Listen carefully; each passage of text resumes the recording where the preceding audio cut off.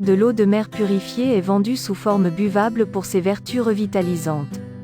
Le remède mis au point par René Quinton, un biologiste du XIXe siècle, n'est plus considéré comme un médicament depuis 1982. Peut-on sans risque prendre ce produit en vente libre? Le plasma marin, c'est quoi? René Quinton, un biologiste né en 1866 et mort en 1925, partait du postulat que la teneur en minéraux du plasma sanguin humain était très proche de celle de l'eau de mer, la véritable différence étant la concentration en sel. À partir de là, il a mis au point un remède, le plasma, ou le duplex de Quinton, selon sa concentration, proposé en injection pour soigner diverses maladies. Faute de validation scientifique, ce remède n'est plus autorisé en France. Il a perdu son autorisation de mise sur le marché en 1982 et les injections sont désormais interdites. Depuis, un laboratoire espagnol a racheté le brevet et commercialise le produit sous forme buvable. D'autres entreprises vendent des produits similaires sous l'appellation plasma marin. Plasma marin, des produits concentrés en oligo-éléments. Le plasma marin revendique sa richesse en minéraux et oligo-éléments. Essentiellement du sodium, magnésium, sous forme de chlorure, soufre, potassium et calcium, ainsi que de l'iode, fluor et phosphore, observe Lucie Ribaud.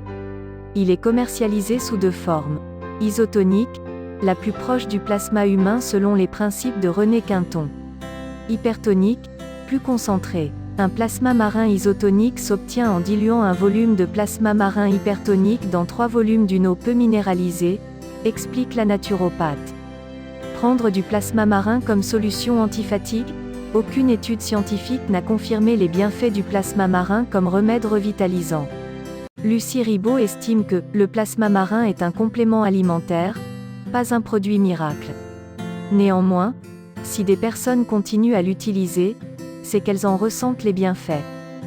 Hypertonique ou isotonique, dans sa pratique, elle recommande ce sérum marin sous forme isotonique, la moins concentrée, aux personnes fatiguées sur le plan physique ou psychique, ou qui souhaitent soutenir leur défense immunitaire.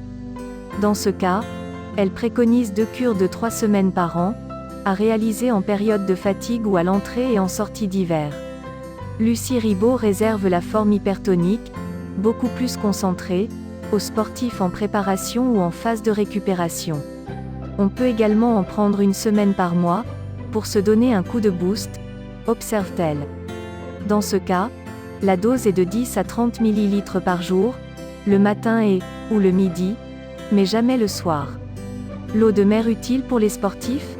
Chez les sportifs, quelques études scientifiques ont essayé de mesurer les effets d'une eau de mer purifiée pompée très profondément dans l'océan, plus de 600 mètres, pour avoir un produit le plus concentré et le plus pur possible.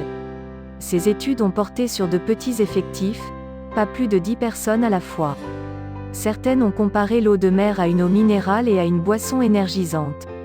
Résultat, l'eau de mer a montré un bénéfice sur la réhydratation de ces sportifs après un effort physique induisant une forte déshydratation.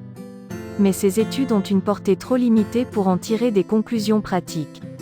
Les auteurs eux-mêmes écrivent qu'ils ont besoin d'approfondir les recherches. En attendant, il reste recommandé de boire simplement de l'eau avant, pendant et après un effort physique. Plasma marin? Quels effets secondaires? Quelles contre-indications? Riche en sodium, le plasma marin ne peut pas convenir à une personne souffrant d'hypertension artérielle ou un patient qui suit un régime sans sel. Sa teneur en iode incite également à la prudence en cas de maladie de la thyroïde, qu'il s'agisse d'hyperthyroïdie ou d'hypothyroïdie, à plus forte raison en cas d'allergie à l'iode. Les personnes qui ont l'intestin sensible peuvent mal tolérer le chlorure de magnésium, particulièrement concentré dans la forme hypertonique. La forme isotonique peut éventuellement être donnée, sur avis médical, à un enfant de plus de 5 ans ou à une femme enceinte ou allaitante. En revanche, je déconseille la forme hypertonique chez les enfants, les femmes enceintes et allaitantes, ainsi que les personnes âgées, souligne Lucie Ribaud.